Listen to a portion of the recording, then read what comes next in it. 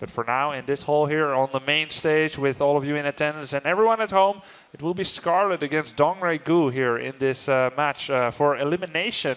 They're already in the loser bracket. If we just take a look at their run through the tournament thus far, it's, well, Scarlett, she was seeded, I think. Seeded into winner bracket round 4, was she?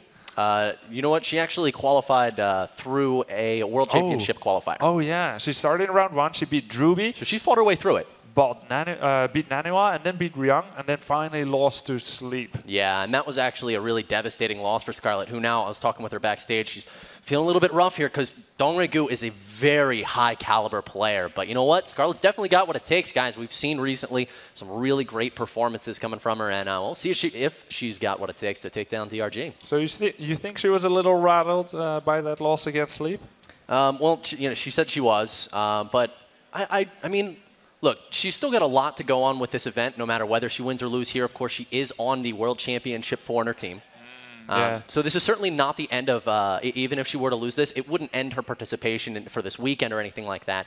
But, I mean, Scarlett's a good player, and maybe she's just being a little hard on herself right now. Yeah, maybe. And maybe that's the kind of mentality that really helps as a player tries to get back in there, get their mindset right, that says even one loss is not acceptable for a player such as I. It's that kind of cocky mentality that a lot of the new young players have, even if they don't necessarily show it, and it's definitely something that works for them.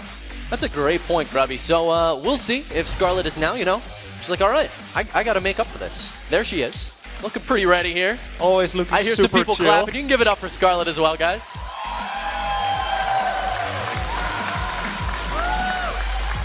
She always looks so chill, laid back. Yeah. Thinking of some evil strategies to apply here. Probably thinking of visions of broodlings and infested turrets. Feel like maybe she's got something planned here. I asked her if she had anything, just like that. Did the zip across the mouth, so maybe. Very secretive. Here's her opponent, guys. Dongray Gu, one of the best Zergs in the world right now. Give it up for DRG, guys. Both of these players facing possible elimination, as you mentioned, Grubby. We couldn't have more on the line here at IPL 5 with some of the best. Honestly, this is even more stacked than IPL 4. It's crazy. Yeah, it's really scary to think about. And of course, Dongray Gu, he's no stranger to that finals position, that top 2 or even champion position. At all, yeah. Fallen a little bit off the radar recently, but definitely looking like he might be coming back. He did fairly okay in GSL, and when I say fairly okay, I mean his play was stellar, but of course he still just went down against some other players. And it's really all relative, right? He's said to be in a slump and or struggling, but that's against other GSL Code S players. Exactly, and I don't think it's as much that DRG has been losing skill as much as we've seen, it's a cap. Eventually you just get so good at StarCraft, all that's left is for other people to get as good as you are, but guys, these players are ready to face off right now. It's Acer Scarlett versus Dongray Gu. A little bit of a smile there coming out of Scarlett. As they're both suited up and ready, choosing their color green to be wearing. What do you think's going through DRG's head right now? He looks incredibly calm. Win. All right, first map is going to be Metropolis, which could make for a fairly long game, but it completely depends on how they wish to be opening up here. Yeah, all right, guys, it is time for the game. I am Kibbles. I'm Grubby. It's time.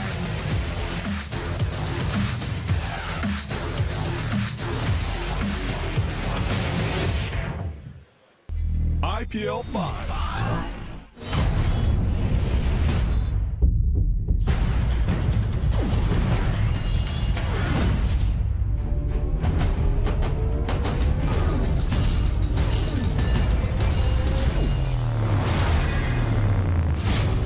What's on your mind?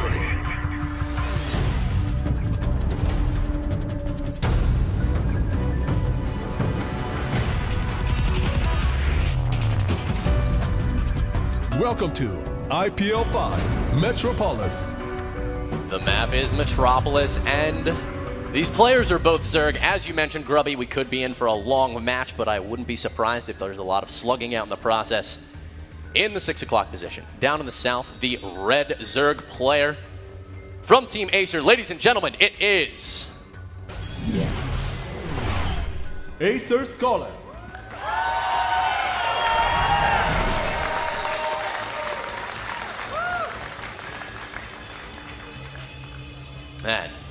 Scarlett's opponent. Guys, give it. Oh, a pause is going to happen for the moment. Wonder if we should still. You can kind of do an. I wonder who is she playing against. I have no idea. As the introduction of her opponent is being postponed, we got no idea who she's going up against. There's only one person who has the answer to that question, and that is the Korean Voice. Oh yeah, the Voice. The Voice. The Voice. He's black, clad in black. He's like a shadow. If you guys haven't seen the Dark Voice, he's actually won 1,000 games with each race. And he's always there when you need him, which could be in 10 seconds from now or so. And he's going to introduce the player. Is the Blue Zerg here from South Korea, Team MVP. Here on the right side of Metropolis, it is... MVP Dongdaegu.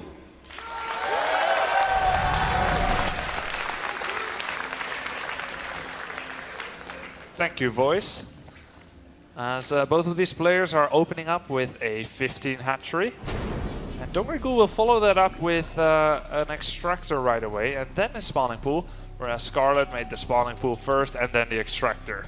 Yeah, not too much of a deviation here. And it's really easy to get in with your overlords early. Get some scouting done, see, okay, my opponent's got gas faster.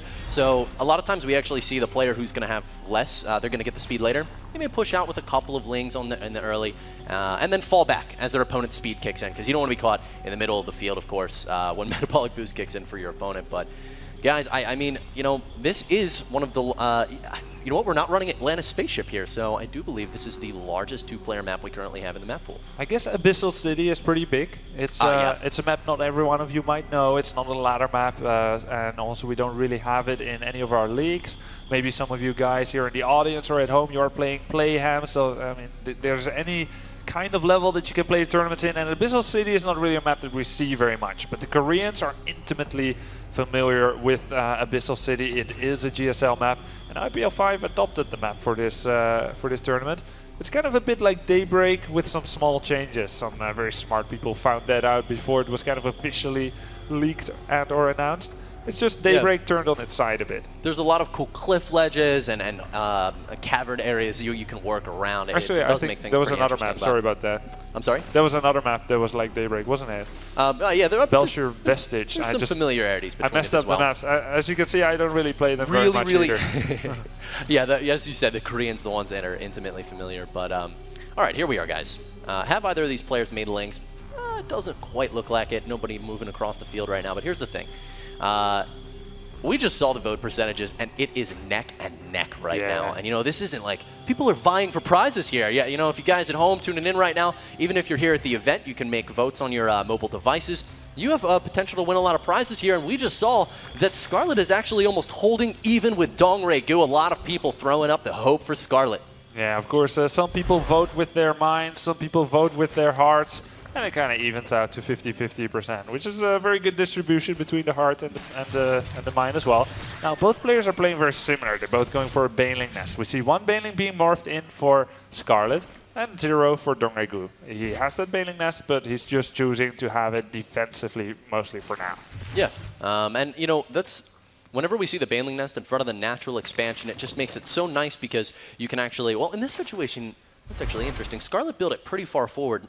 You can do a spine crawler behind the Baneling Nest, so that's probably why she's just not sensing any aggression out of DRG here, but it's actually a really nice setup. You can kind of get your queen sandwiched between the spine and the hatch, anything like that. But here's speed. You know, it's kicked in for both players now. Scarlett is moving out across the map with a couple of Banelings, but we can see DRG already making a few of his own.